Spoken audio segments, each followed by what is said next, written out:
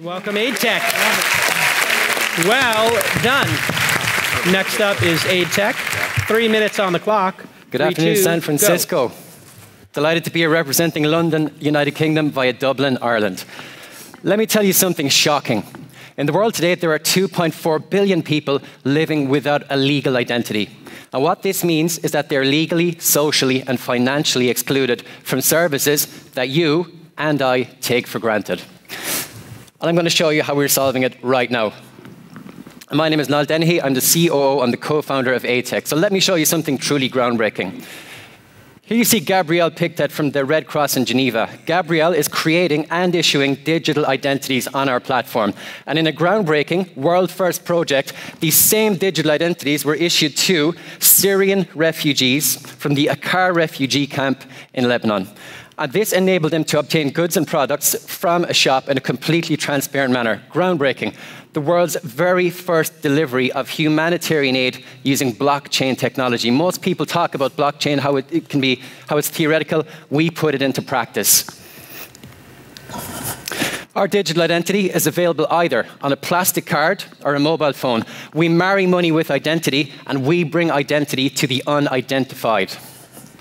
And let me show you what it looks like from the point of view of a user. And one of those users was a Syrian refugee. Her name was Aisha. Aisha was forced to flee Syria because of the war. She lost her documentation. She didn't have a passport. She had no papers. But luckily, the Red Cross and Red Crescent were able to give her an AidTech digital identity. So, take the use case of Jason Calacanis. If Jason wants to send a donation to Aisha, that's all possible with our digital identity. And here's what the product looks like. Aisha goes to the point of sale. She scans her card.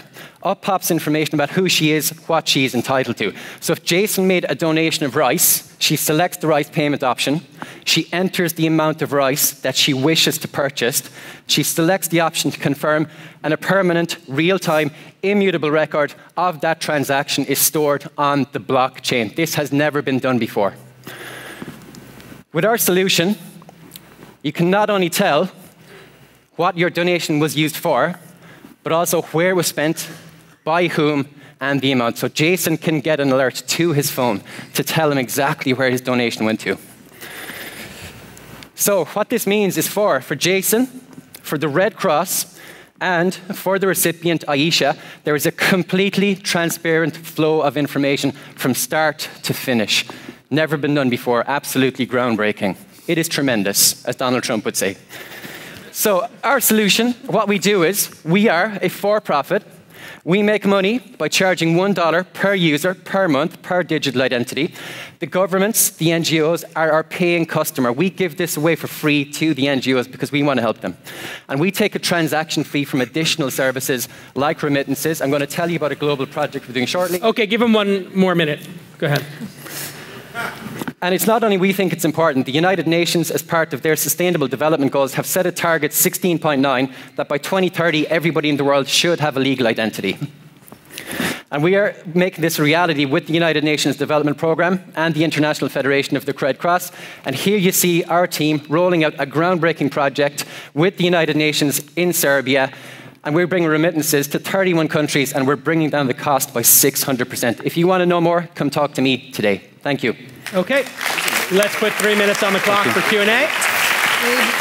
Feedback from our judges, somebody other than Adeo. Go ahead. I'm an investor in Hand Up, and so I commend you. Yeah. Sorry. Hand Up. I commend you on going the for-profit route, but I would love to know why. We're going for the for-profit route because, from experience, we find that dealing with NGOs like the Red Cross, like the United Nations, they've got more respect for us because we're a very professional, very efficient operation. So we find that they want to work with a company who is for-profit because we're all about the efficiency. And the efficiency is something that they are seeking. We bring that to them. And again, for us to achieve the mission that we need to be completely sustainable. And for us to be sustainable, we need to make a profit. Going like 3 years out, is this a a digital identity company? Is it a donation platform with a feedback loop? What? Yeah, so the donation is only one aspect of what we do. The digital identity is the key enabler to all of the additional add-on services. So one of the slides that I showed earlier on, we showed things like microinsurance, remittances. So we were in town today with a massive payment operator, and we're signing a deal with them to bring remittances to 30 countries around the world. What we were doing is, because our amazing CTO Flavian, who's in the crowd here, he's created these incredible APIs that will enable developers to build applications, much like the Apple App Store model for us, to enable people to create the services that people really need. One thing that would be really cool, just this isn't really a question, but if you set up this to be kind of like Patreon, HandUp does this where I can give on a recurring basis. Yep, and also allow me to give you a tip. HandUp also does that, so I give $5 or $10, maybe even more a month to HandUp for every person I support. Yeah. Okay, let's get another question. Or a comment, yeah. Super clever idea. I got lost in one part of the presentation, though, on the identity side. I'm a little unclear on how did the Red Cross, in your example, know that that girl was who she said she was? So we let the Red Cross handle that. So the Red Cross will onboard her on our platform. They will take care of the KYC checks. They will know who that person is with the information they receive, so they can put that information on our platform. How does the merchant know that that is who she says? So the merchant will know because when the NGO captures information about that person, the one thing they do is they take a picture. Okay, so when that person comes to the shop, their card is scanned, and up will pop their identity, and that's a picture to eliminate fraud. It seems like you have a kind of complicated sales cycle. You got to get the NGO's got to onboard the users, and then you make money. What's the timetable on that? Yeah, it is a little bit of a slow sales process, and we take our time to build up the relationships with the NGO. But the one thing I can tell you about the NGOs is that they've got reach that nobody else has. We spent 2 weeks with the Red Cross in Geneva recently, and they've got 17 million volunteers around the world who can make this happen for us.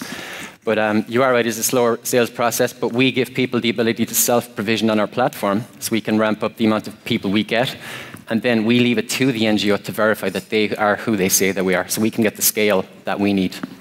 All of this works for people who are not without identity, though, too. It could be anybody. It could be anybody. That's the real beauty of what we have. This can, even in America today, there are 30 million people without a bank account. So using our system, we can put a bank account into their hand. And our big vision is that by the end of the millennium, there's going to be almost 10 billion people living on the planet, 4 billion people living in Africa.